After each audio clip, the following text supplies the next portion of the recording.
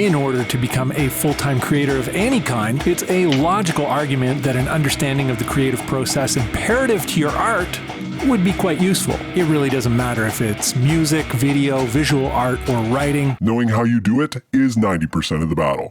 Hey, I'm the Bun, that 50-year-old baritone guy from the internet. We are here to figure out how to earn a living as a solo artist in super niche music in 2022. And we're going for it despite challenges like Asperger's, mere movement, or average musical skill. How do you do it? At the beginning of this sludge career at 50 thing, I was having a lot of difficulty composing. Like, I couldn't just turn it on.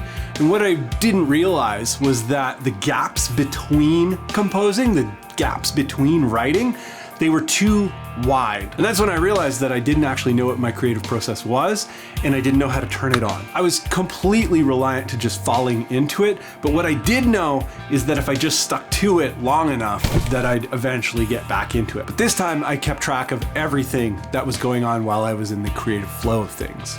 What I've learned so far. Bad ideas. Explore every idea. Some might seem kind of dumb on their own, but with drums and bass, maybe they will develop into super crushing kind of parts. For myself, I've found that exploring all of the ideas, even the bad ones, is how we get to the good ones. It's kind of like panning for gold.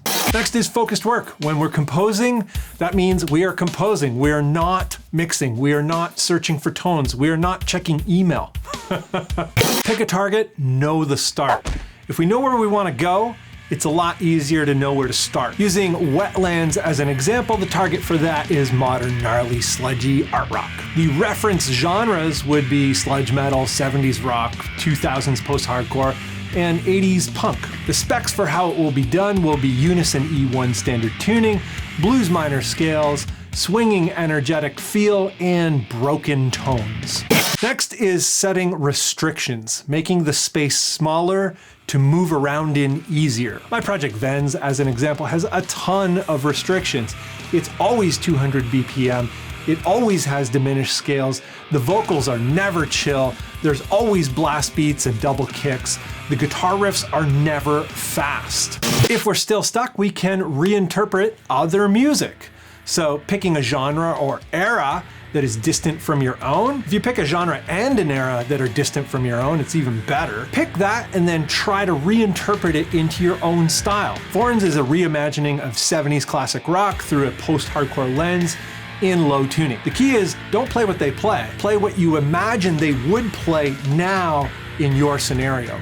Doing the opposite, thinking about what defines your genre and what absolutely needs to be there to sort of hold it together. Then we can think about all the things that we can change and maybe even do the complete opposite of. So using my project Vens as an example again, the influence for that was grind. Looking at grind, one of the things we couldn't change was the beats. One of the things that makes grind what it is the blast beats, the double kicks. One thing that could definitely be changed that was interesting was the guitar riffs. Making the guitar riffs slow, so sludgy riffs over fast beats, suddenly you have something very new sounding.